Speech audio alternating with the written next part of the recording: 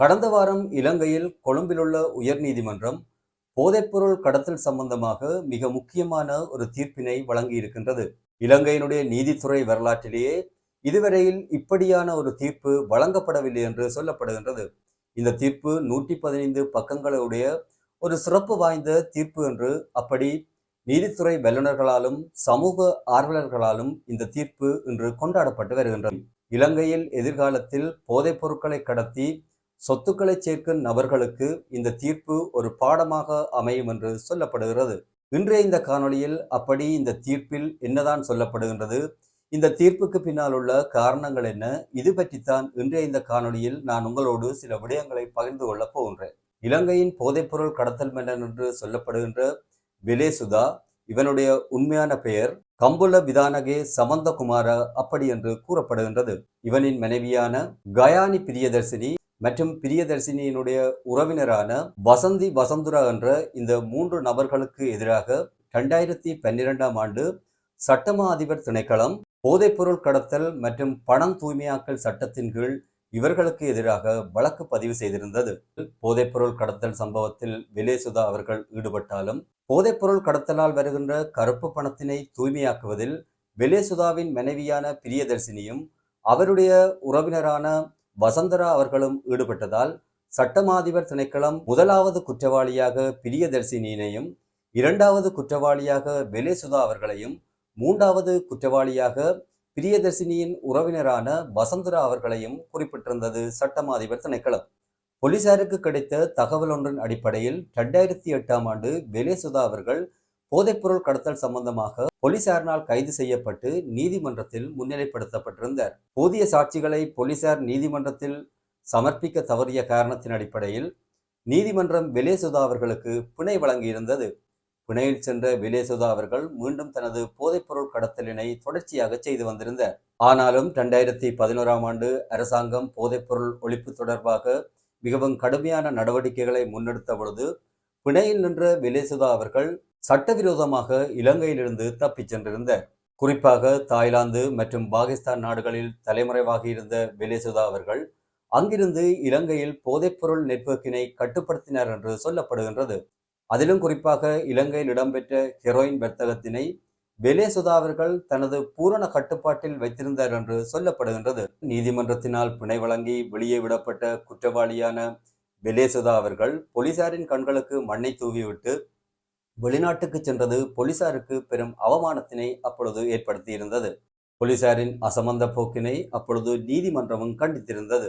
இலங்கை அரசாங்கம் விலேசுதா அவர்களினை கைது செய்வதற்காக இன்டர்போல் போலீசினை நாடியிருந்தது. இதே நேரம் இன்டர்போல் போலீஸ் கூட விலேசுதாவுக்கு எதிராக தங்களுடைய ரெட் அலர்ட்டினை அப்பொழுது வெளியிட்டிருந்தது.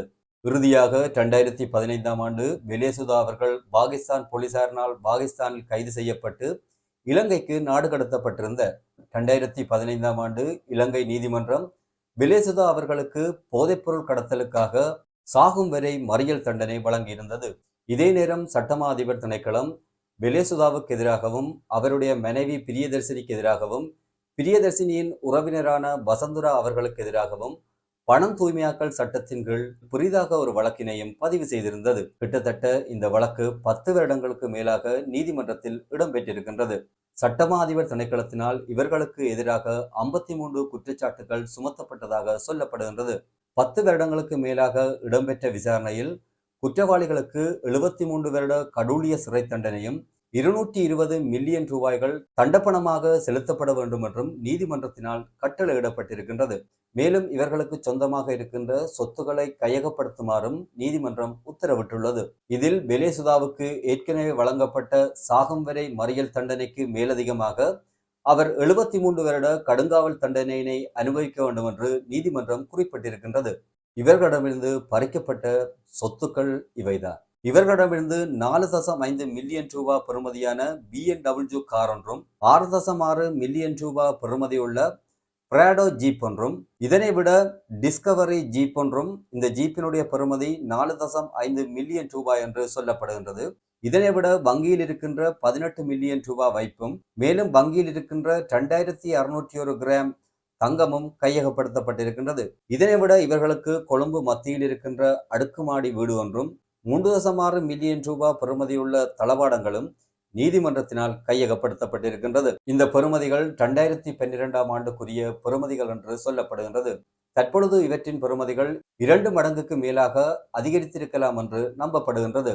இந்த சொத்து குவிப்புகள் தொடர்பாக நீதிமன்றம் விலேசுதாவின் மனைவியான பிரியதர்சினியிடம் கேள்வி கேட்டபொழுது தனது கணவனின் சகோதரி ஆஸ்திரேலியாவில் வசித்து வருவதாகவும் அவர் டுவல் சிட்டிசன் இல்லாத காரணத்தினால் இலங்கையில் சொத்துக்களை வாங்க முடியாமல் இருந்த காரணத்தாலும் அவர் பணம் அனுப்ப தான் இந்த அடுக்குமாடி வீட்டினை கொள்ளளவு செய்ததாக அவர் நீதிமன்றத்தில் தெரிவித்திருந்தார்.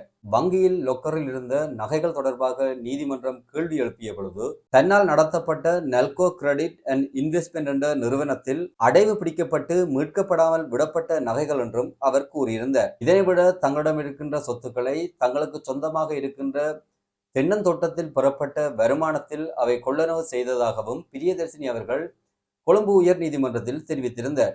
ஆனாலும் நீதிமன்றம் தொடர்ச்சியாக மேற்கொண்ட விசாரணைகளின் அடிப்படையில் வெலேசுதாவின் குடும்பத்தினரிடம் காணப்படுகின்ற சொத்துக்கள் சட்ட ரீதியாக உழைத்து அவை பெறப்படவில்லை என்பதை நீதிமன்றம் தனது விசாரணைகளின் ஊடாக உறுதிப்படுத்தியது. அவர்கள் வாங்கிய அனைத்து சொத்துக்களும் போதைப்பொருள் கடத்தலூடாக பெறப்பட்ட பணங்களிலேயே அவை கொள்ளளவு செய்யப்பட்டது என்பதை நீதிமன்றம் சந்தேகத்துக்கிடமின்றி நிரூபித்திருந்தது. வெலேசுதா குடும்பத்தினருக்கு சொந்தமாக இருக்கின்ற சொத்துக்கள் அனைத்தும் போதைப்பொருள் விற்பனை மூலம் பெறப்பட்ட வருமானத்திலேயே கொள்ளளவு செய்யப்பட்டது என்ற அடிப்படையிலேயே நீதிமன்றம் இந்த கடுமையான தீர்ப்பினை வழங்கியிருக்கின்றது. இந்த தீர்ப்பில் கௌரவ நீதிவான் MKM பெடபெண்டிகே அவர்கள் முக்கியமான விஷயம் ஒன்றினையும் வலியுறுத்தியிருந்த, அதாவது குற்றவாளிகளின் குற்றத்தினை தனித்து தனிநபர்களால் செய்யப்பட்ட ஒரு குற்றமாக பார்க்க முடியாது என்றும் அவர்களின் குற்றச்செயலால் சமூகத்துக்கு ஏற்பட்ட பாதிப்பு தொடர்பாகவும் கரிசனை கொள்ள வேண்டும் என்று அவர் தனது தீர்ப்பில் குறிப்பிட்டிருந்தார். போதைப்பொருள் மாஃபியாக்களை இலங்கையில் ஒழிப்பதற்கு இவ்வாறான கடுமையான சட்ட நடவடிக்கைகளும் தீர்ப்புகளும் மிகவும் அவசியமானதாகும். இலங்கையில் போதைப்பொருளை ஒழிப்பதற்கு இன்னும் எவ்வாறான தண்டனைகள் இலங்கையில் வழங்கப்பட வேண்டும், இதனை விட எவ்வாறான தீர்ப்புகள் இவ்வாறான போதைப்பொருள் மாஃபியாக்களுக்கு எதிராக நீதிமன்றம் வழங்க வேண்டும் என்று நீங்கள் அபிப்பிராயப்பட்டால் உங்களுடைய கருத்துக்களை கொமெண்ட்ஸில் குறிப்பிடுங்கள். மீண்டும் இன்னுமோர் காணொளியில் உங்களை சந்திக்கும் வரை உங்களிடமிருந்து விடைபெற்றுக் கொள்கின்றேன். நன்றி, வணக்கம்.